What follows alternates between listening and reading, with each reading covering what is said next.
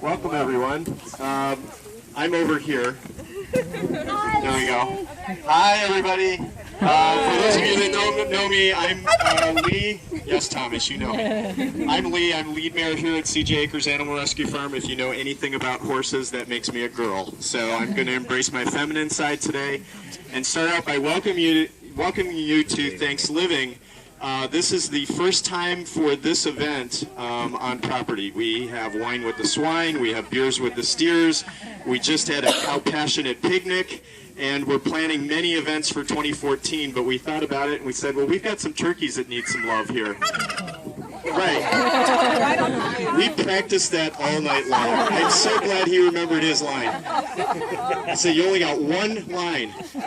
So for those of you who have not yet met the turkeys, this is Thomas, who is the brown turkey here. He showed up 4 days before ThanksLiving, or Thanksgiving, a couple years back, so he is our smartest turkey on the farm. He knows how to read a calendar.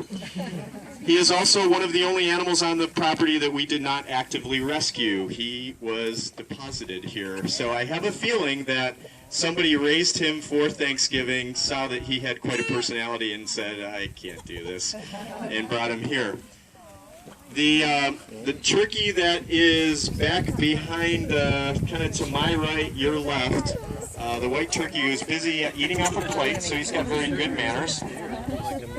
That is Esteban. So Esteban was named at our Wine with the Swine event during our silent auction, which are these tables over here. We have about 20 items. I know I have folks from Orlando, so you'll recognize the name Ethos. But for my Jacksonville folks, you might recognize Hovan, Dig Food, Sweet Theory. There's tons of gift certificates, both food, experiences, massages, spa treatments, gift baskets. Starbucks is a good partner for us, so that might come in handy, by the way, if you drink a lot of champagne today. You may want to win the Starbucks basket for tomorrow morning. But in any case, we decided at our Wine with the Swine event to let people name the turkey. And whoever won that event got to name the turkey. So that's how Esteban came to be. Our other turkey, who I'm not sure where my other third turkey is over here. He's back over here? Okay. I would introduce you, but he does not have a name. Hey, wait. I know how to fix this. Silent auction. You can name him today if you win that particular silent auction item. So let's move off of silent auction and talk about important stuff, food and drink. Drink is open right now. We have three different offerings. By the way, you may notice that I stop talking when the turkey talks. Not so much the kid, but when the turkey talks, I stop. Or the rooster or any other animal on this farm. Animals have the right of way. That's our first rule on the farm. So, if they have something important to say, I stop talking. In any case, something important to say though, I think my mic is beginning to go out a little bit here. Something important to say is the bar. We have three different offerings. We have a sparkling cucumber water, we have champagne, and we also have sparkling cider, which is non-alcoholic. And I think we have two different types of sparkling cider, which is non-alcoholic. A typical apple cider, and then like a raspberry apple cider. So Chad is that dashing young man back behind the bar. You want to become good friends with him. I would say he works for tips. He's getting paid exact amount that I am, nothing. We're all volunteers here, and those tips actually end up going to the animals. So if you feel he's doing a good job, you can show the animals love by tipping him. Some other introductions that I need to make beyond Chad are the Mustangs that are beginning to come out here. So we have 4 Mustang mares, and I have a cow named Moudini out here. Moudini, chances are, is in the shade somewhere because he's black, and in the sun he heats up pretty fast.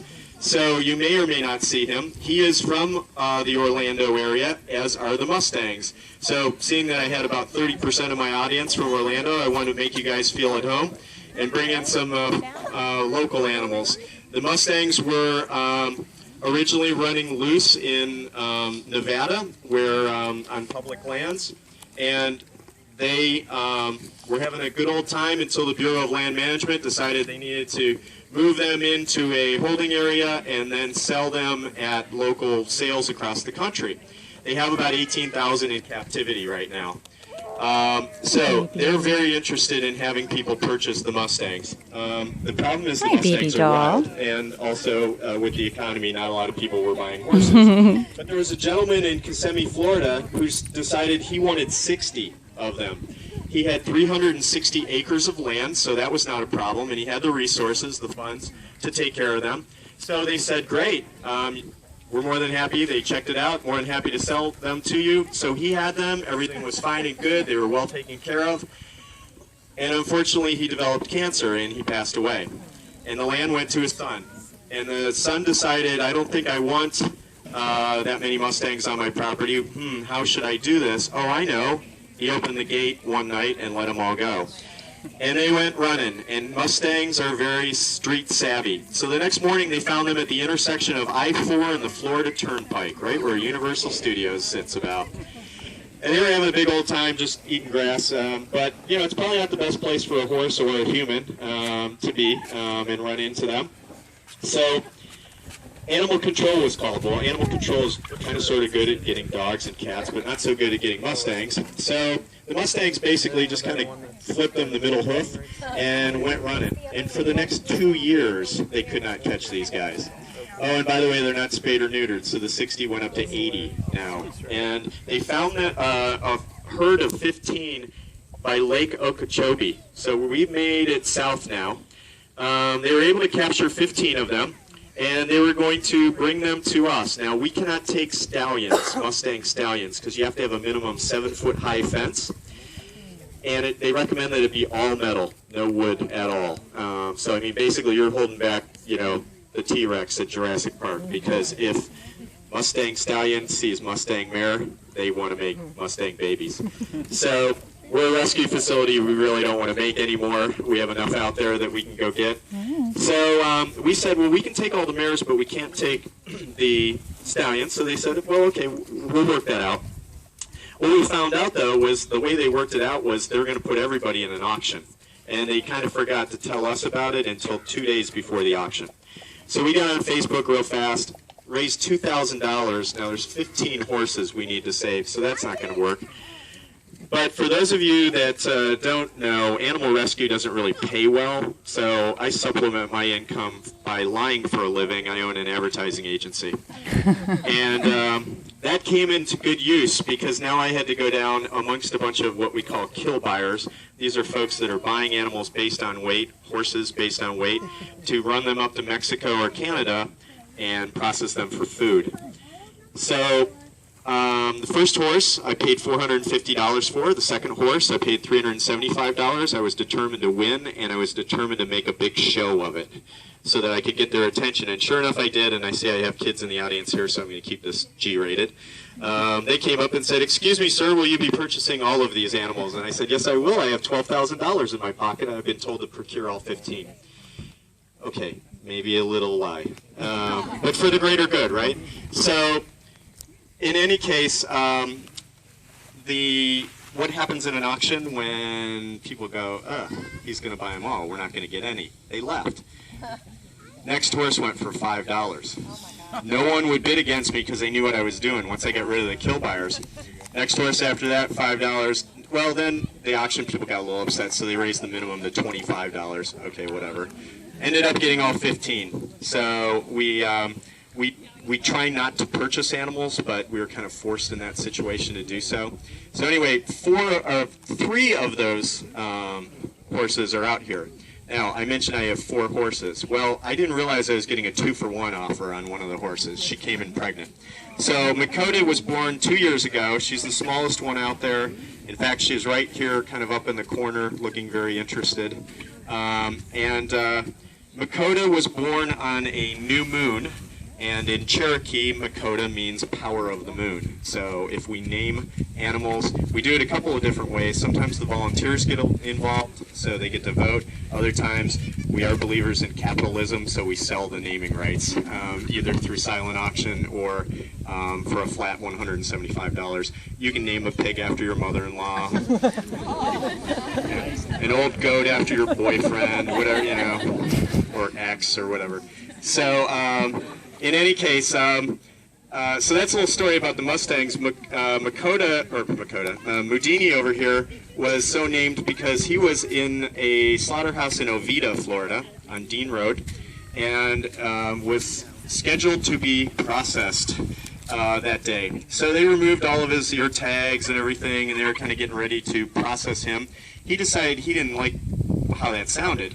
So he scaled a 5-foot gate, that's basically the size of that metal gate out there, and ran down the road into a planned community. So we're going to hear a lot of planets aligning here for a moment. So he ran into somebody's backyard. That backyard was fenced. That backyard had a swimming pool. I now have water. That backyard had lots of grass. I now have food. And most importantly, that backyard belonged to the parents of the owners of Ethos Vegan Kitchen. So, oh, one more thing. They were on vacation at the time, so they didn't even see the cow. He laid low basically for 4 days. The slaughterhouse had no idea where this cow was. He was just kind of like, you know, staying in the backyard. They came home and they went, okay, I remember a cat. I don't remember a cow. So, they called up their kids and they said, what do we do? And they said, well, you sure shoot and don't give it back to the slaughterhouse. Because in Florida and in most states, ownership is 9/10 of the law when it comes to livestock, unless it is microchipped, ear tagged, branded, some sort of identifying marks. It's finders, keepers, owners, weepers. So, what did I say happened because they were going to process him? They took the ear tag out. They no longer had any kind of proof that that was the cow that ran away. So I went down and got him. Unfortunately, we like to have all the animals contained if possible. They kind of forgot that, so he was just out in the pasture. When I go in and rescue animals, I do not use whips or electric cattle prods or any kind of intimidation devices. I basically become a rodeo clown. So I went in and 4 times had to go catch him because the equipment I was borrowing kept breaking. And finally, the 4th time I decided, hey, you know what? I should use my own equipment. Yeah, it takes me a little while sometimes. But I went in, got him into a trailer, and my biggest friend in animal rescue is white bread. If I can get, you know, some white bread in front of an animal that's hungry and scared, chances are I can lead him right into a trailer and I don't have to do a whole lot of work. So we were able to do that for Mudini. So now that we have introductions out of the way, if you have an empty glass, that makes me sad. Because I realize that the more like champagne that goes away, the more my silent auction goes up. Right. So, drinks are unlimited. If you need to sleep here tonight, I have many stalls in the main barn, don't worry. A couple of my horses do snore, but other than that, I think it's pretty comfortable. Not too cold tonight. We will be serving our first and second entrees or courses here, and then I'm going to make you like hike a little bit beyond the big barn, and we're going to take care of some big pigs and give them their Thanksgiving meal. If you have not yet had a chance to interact with the turkeys, we do have some food over here that you can give them, some of their favorites, so please do so. Take a look at the silent auction items when you can. There's a couple of specialty items that I'm going to point out for you. I mentioned about the naming the turkey. There's Starbucks baskets, there's gift certificates, there's massage, there's all sorts of wonderful little things over there. But there's a sling pack over there. It's like, basically think of like a backpack, and it's got all sorts of cool zippers and places to put stuff and everything. But inside there is what we call a picture. So it's different animals on the farm, 8 by 10, but then there's this blob on the kind of corner. Our pigs sign autographs. So that was signed by Brooke just yesterday. They're very rare. Obviously, we don't do a lot of them, but she's very good at signing. So you may notice that there's little snout marks and that on the picture. There's also a bottle of champagne in there. Same champagne that we're serving over here. So if you like what you're drinking, that's a chance to get one of those. By the way, all the food, all the drink that we serve anytime on the farm, everything that we do is 100% vegan. So if you are vegan, vegetarian, have concerns about that, don't be concerned. If you're an omnivore, don't worry, you'll like it. Trust me. Like I said, we'll have food coming in probably about 10-15 minutes. First course is a kale salad. All of our food is done by Dig Foods. If you've ever been to Dig Foods in Jacksonville, it's a 100% vegan gourmet restaurant. Just opened up about maybe 6 months ago, somewhere in that neighborhood, and is awesome. So I think you'll really enjoy it. Everything that they do is from scratch, so even the Green Goddess dressing that accompanies it is all handmade and made today. So they've been up a while, as have I, but for different reasons. I was feeding other animals, they're feeding you animals. So have a good time. If you have any questions, feel free to ask any of our volunteers that have name tags and CJ Acres shirts on. Stop me, but I'm going to stop talking now for a few minutes, let you guys get drinks, look at silent auction, and then we'll start with our first course. Thanks, Lee.